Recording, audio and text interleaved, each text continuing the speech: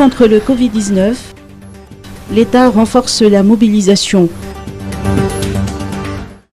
Face à la recrudescence des cas positifs de Covid-19 à Madagascar et à la menace du variant Omicron, le Conseil des ministres de mercredi a décidé de fermer les frontières aériennes malgaches à l'Afrique du Sud.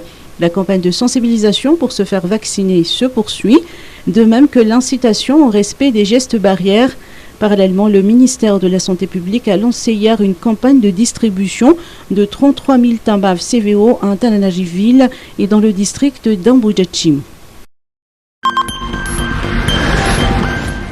Assemblée nationale, première séance de questions-réponses au gouvernement.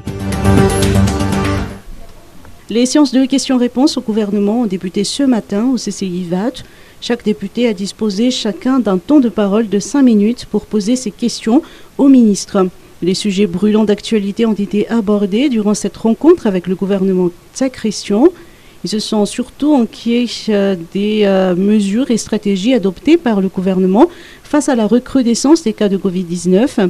L'inflation galopante, l'insécurité, l'accès à l'eau potable, le chômage ainsi que la détérioration de nos routes ont également été soulevés, à l'exception du ministre des Affaires étrangères et celui de l'artisanat qui sont en mission.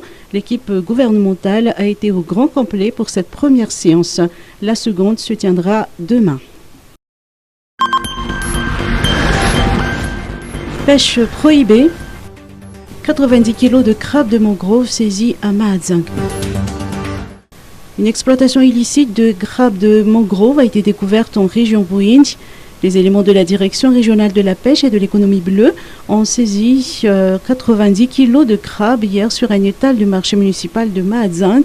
Selon un communiqué du ministère de la Pêche et de l'économie bleue, publié le 22 septembre, l'exploitation liée aux crabes de mangrove est interdite du 16 octobre au 15 décembre. Cela va de la pêche à l'exportation, en passant par la collecte, la vente, l'achat, le transport et la conservation de toute forme de crabes de mangrove vivants, conservés, voire en miettes.